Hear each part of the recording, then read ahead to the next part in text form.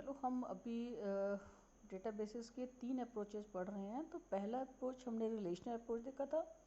इसके previous lecture में मैंने आपको हायरार्किकल अप्रोच बताया था सप्लायर पार्ट डेटाबेसेस में।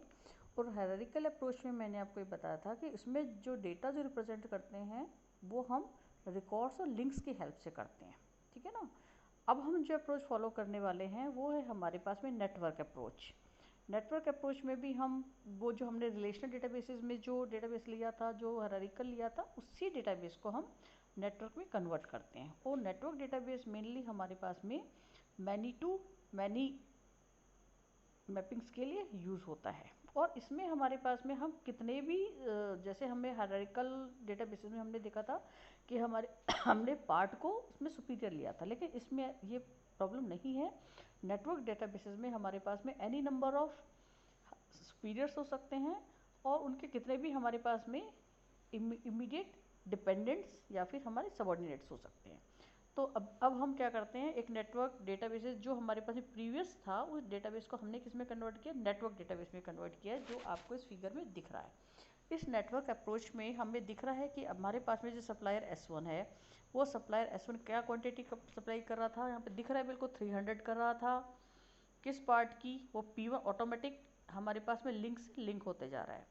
वो सप्लायर हो सकता है 200 सप्लाई कर रहा था, कौन से पार्ट की, P2 पार्ट की। तो जो हमारे पास में डेटाबेस था रिलेशनल, हमने उसको पहले हायरार्किकल में कन्वर्ट किया था और अब हमने हायरार्किकल को कन्वर्ट किसमें किया है, नेटवर्क में किया है, जिसमें मैं क्या कह रही हूँ कि हमारे पास में कितने भी सुपीरियर हो सकते हैं, उसमें कितने भी इमीडिएटली हम कितने भी पार्ट भी उनके साथ में एसोसिएट कर सकते हैं, ठीक है ना। तो हमने इसमें भी ये लिया है कि हमारे पास में सप्लायर्स है, उन सप्लायर्स को हमने क्वांटिटी के थ्रू लिंक किससे किया है, पार्ट से लिंक किया है। अब इस अप्रोच में भी मेरे को क्या देखना है कि जैसे हमने उसमें इंसर्शन देखा था, डिलीशन देखा था, अपडेशन देखा था, रिलेशनल में भी देखा था और हमने हायरार्किकल अप्रोच में भी देखा था।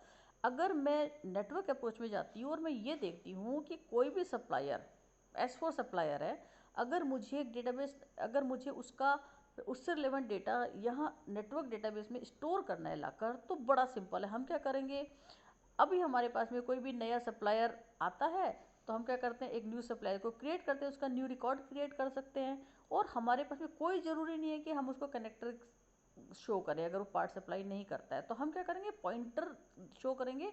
और वो पॉइंटर इस तरह का चेन, मतलब वो उस सप्लायर से S4 से स्टार्ट होता है, उसका नेम आ जाता है और बाकी उससे रिलेवेंट एट्रीब्यूट्स आते हैं और वो लिंक क्या होती है, सप्लायर को इटसेल्फ आ जाता है। तो इस तरीके से हमारे पास में कोई भी सप्लायर है, नया सप्लायर आता है, अगर वो पार्ट सप्लाई नहीं कर रहा है उस समय, तो हम उससे रिलेवेंट रिकॉर्ड भी हम नेटवर्क अप्रोच में कर सकते हैं। इसी तरीके से हमारे पास में डिलीशन का केस है। डिलीशन के केस में अगर जैसे हम कोई भी सप्लायर है, S3 सप्लायर है, अगर P2 पार्ट सप्लाई करना बंद कर देता है तो हम क्या करेंगे, सिर्फ इसको बड़े आराम से हम चेन को एडजस्ट कर देते हैं। मतलब डीलिंकिंग हमको कहीं पे करना है और हम उसके अप्रोप्रिएट लिंक ही कर सकते हैं। तो इस तरीके से हमारे पास में डिलीशन जो है नेटवर्क डेटाबेसेस में बहुत आसान है। सेकेंड थर्ड जो हमने देखा था अपडेशन में हमने देखा था कि कोई सप्लायर S1 है, वो S1 सप्लायर प्रीवियसली हमने देखा था लंदन सिटी में रिजाइड करता, वो लंदन से मान लो एम्स्टर्डम सिटी में चला जाता है। तो हमें क्या करना है, S1 सप्लायर यहाँ पे जो है हम मान लेते हैं उसको सुपीरियर, और S1 सप्लायर के करस्पॉन्डिंग जितने भी एट्रीब्यूट्स हैं वो एक ही जगह है। तो इनकन्सिस्टेंसी इसमें बिल्कुल भी नहीं रहेगी, क्योंकि हम S1 सप्लायर की सिटी वहाँ पे जाके चेंज कर देते हैं। और S1 सप्लायर की सिटी चेंज करके, क्योंकि S1 सप्लायर जो है वो बीइंग सुपीरियर यहाँ पे क्या एक ही जगह एग्जिस्ट कर रहा है, तो एक ही जगह एग्जिस्ट करने से अगर हमको उसकी सिटी चेंज करनी है तो हम क्या करेंगे, उसकी सिटी चेंज कर देते हैं। और इसमें हमारे पास में इनकन्सिस्टेंसी की चांसेस क्या होती है, बिल्कुल भी नहीं होती है।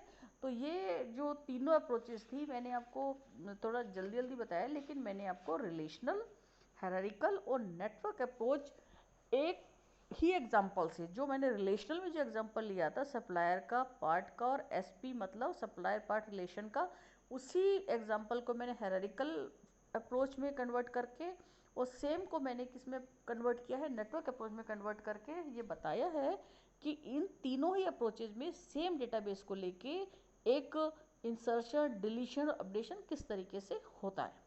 Okay, thank you.